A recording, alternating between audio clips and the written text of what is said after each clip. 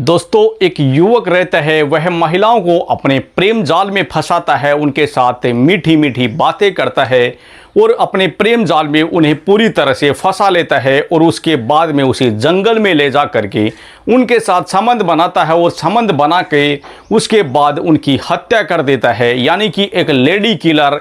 दोस्तों, वह ऐसा शातिर इंसान था, वह किसी को भनक तक नहीं लगने देता था, महिलाओं को इस तरह से अपने जाल में फंसाता था, उनके साथ इतनी मीठी मीठी बातें करता था कि महिलाएं उनके प्रेम जाल में फंस जाती थी। उन्हें झूठे प्यार की कहानियां है वह देता था, उन्हें दलासे देता था और उन्हें इतनी मीठी मीठी बातें करता था। दोस्तों, वह इन महिलाओं को इस तरह से फंसा लेता था कि महिलाएं इस प्रेम जाल से बाहर नहीं निकल पाती थी। उसके बाद उनको मिलने के लिए बुलाता था और मिलने के लिए बुला करके एक जंगल के अंदर ले जा करके उनके साथ शारीरिक संबंध बनाता और शारीरिक संबंध बनाने के बाद में वह महिलाओं को वहीं पर उसकी हत्या कर देता था। पत्थर मार करके उनके सर के ऊपर पत्थर मारता और पत्थर मार के उनकी हत्या कर देता था। दोस्तों, ऐसी ही एक अजब गजब कहानी है जिसे सुन करके हर एक इंसान के रोंगटे खड़े हो जाते हैं, दिल दहल जाता है। दोस्तों, ऐसी कहानी है जो एक लेडी किलर के रूप में सामने आती है। दोस्तों, वह व्यक्ति इतना शातिर था कि वह किसी की गिरफ्त भी नहीं आता, किसी को पता भी नहीं चलता है, क्योंकि उसका जो बैकग्राउंड था, उसके कोई भी मुकदमा यानी कोई भी केस उनके ऊपर नहीं लगा हुआ था।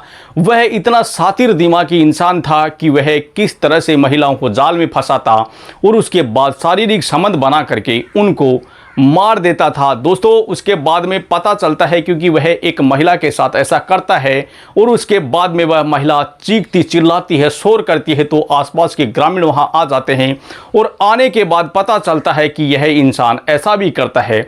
दोस्तों, उसके बाद उस इंसान का पर्दाफाश हो जाता है और वह पुलिस गिरफ्त में आ जाता है। तो दोस्तों, ये जो कहानी है यह बड़ी ही इंटरेस्टिंग रहने वाली है। दोस्तों, चैनल पर नए हो तो चैनल को सब्सक्राइब करना और वीडियो अगर अच्छी लगे तो वीडियो को लाइक करना। दोस्तों, महाराष्ट्र के जलगांव के अंदर एक गांव पड़ता है सुमठाणे, और सुमठाणे का बहुत ही बड़ा जंगल रहता है। तो ये कहानी वहां की है। दोस्तों, एक अनिल नाम का व्यक्ति होता है, अनिल सदनशिव।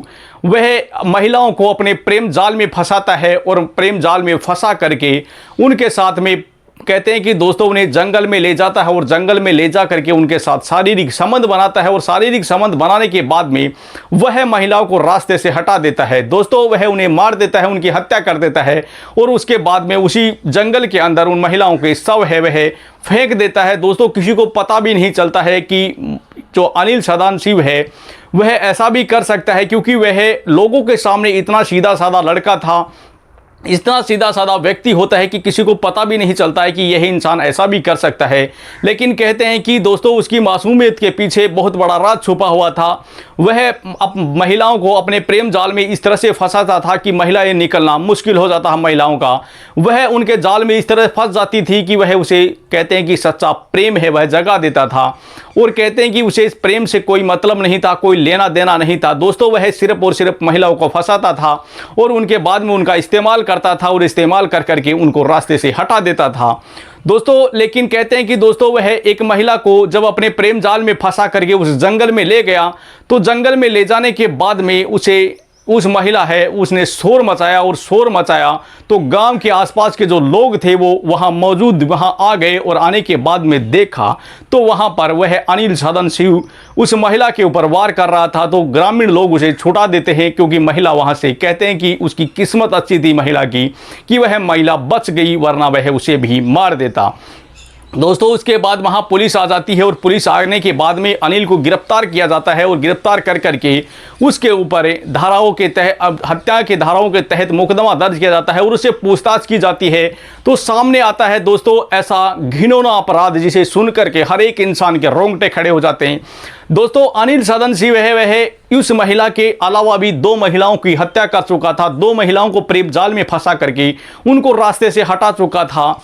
जो कहते हैं कि दोस्तों, एक तो शोभा भाई कोली था, जबकि एक वैजयंता भोई 2 महिलाएं थी, उनके साथ में वह शारीरिक संबंध बना करके उनकी हत्या कर दी थी। दोस्तों, ग्रामीणों ने बताया कि एक गांव के जंगल के अंदर कुछ हड्डियां मिली है और उन हड्डियों की पहचान हुई तो वह महिला अहमदाबाद की थी। दोस्तों, कहते हैं कि वह उस महिला को मार देता है और मारने के बाद में उसे जंगल के अंदर फेंक देता है और उसके बाद में वह वहाँ से फरार हो जाता है। दोस्तों पुलिस बताती है कि वह एक क्रेन ड्राइवर था, यानी कि वह क्रेन चलाता था और सीधा साधा लड़का था। दोस्तों वह 2 महिलाओं को अपने प्रेम जाल में फंसाता है और उनकी हत्या कर देता है शारीरिक संबंध बनाने के बाद में। लेकिन एक महिला है, वह बस के अंदर सफ़र कर रही थी, उस समय उसकी जान पहचान हो जाती है और जिसका नाम शहनाज रहता है। शहनाज के साथ उसकी जान पहचान होती है और वह उसे प्रेम जाल में फंसा लेता है और फंसाने के बाद में दोस्तों वह उसे मिलने के लिए बुलाता है, तो वह उसी जंगल में ले जाता है, यानी सुमठाने जो जंगल रहता है उसके गांव का, अनिल सदन शिव का गांव था, उसके जंगल में ले जाता है और ले जाने के बाद महिला के साथ वह शारीरिक संबंध बनाता है और संबंध बनाने के बाद उसे पत्थर से वार करता है। तो महिला शोर शराबा करती है, चीखती चिल्लाती है, तो गांव के लोग उसकी चीखें सुन करके वहां आ जाते हैं और आने के बाद में अनिल को वहां देखते हैं तो सब गांव वाले हैरान रह जाते हैं कि यह व्यक्ति ऐसा कर सकता है क्या। किसी को यकीन भी नहीं हो रहा था क्योंकि वह एक सीधा साधा लड़का था, एक सीधा साधा व्यक्ति था।